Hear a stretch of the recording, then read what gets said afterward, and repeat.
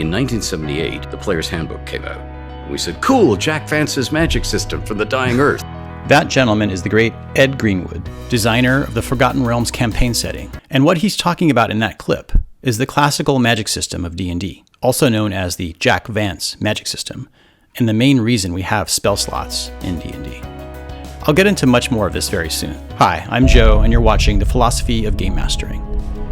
And we'll go over two systems for spellcasting. System 1, the Vancian or classic spell slot system. We'll talk about what spell slots are and where they came from. And then we'll talk a little bit about System 2, spell points, also known as mana or power points. So let's kick things off and dive right into the magic. Arcane magic, to be specific. As you may already know, magic and spellcasting are ubiquitous in fantasy role-playing games. And the precursor of fantasy RPGs is, of course, Dungeons & Dragons.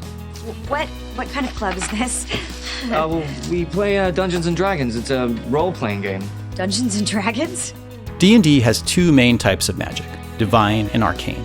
And although this video will only cover arcane spells, typically employed by wizards, I do want to touch briefly on magical sources. Unlike divine magic, which originates from the deities of your world's pantheon, the source of arcane magic is much more mysterious.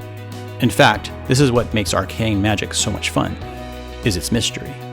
As the game master, you could choose almost any source for arcane magic that you want, based on your world's theme or genre.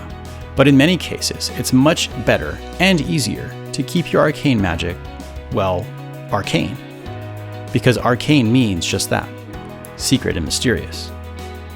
With regards to arcane magic, Gary Gygax, one of the founders of D&D, wrote an article in 1976 called The Dungeons & Dragons Magic System. It appeared in the April issue, number 7 of the Strategic Review, a periodical that was also known as, quote, the newsletter of Tactical Studies Rules, which would later become Dragon Magazine. Do you think it's a coincidence that the Strategic Review also abbreviates to TSR? Good question. Anyway, in Gygax's article, he mentions the 4 cardinal types of magic.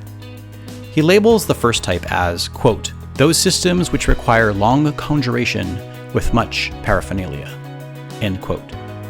He's speaking, of course, of rituals and material components used in Shakespeare's Macbeth and Robert E. Howard's Conan series. The second cardinal type of magic consists of, quote, the relatively short-spoken spell, as in Finnish mythology, or as found in the superb fantasy of Jack Vance, end quote. Gygax pulls no punches here when he claims that Tolkien's magic is, quote, weak and relatively ineffectual. Ouch. Thank you for watching this teaser trailer for my upcoming spell slot video. Also remember, I'm having a 1,000 subscriber giveaway, so please be sure to like and subscribe.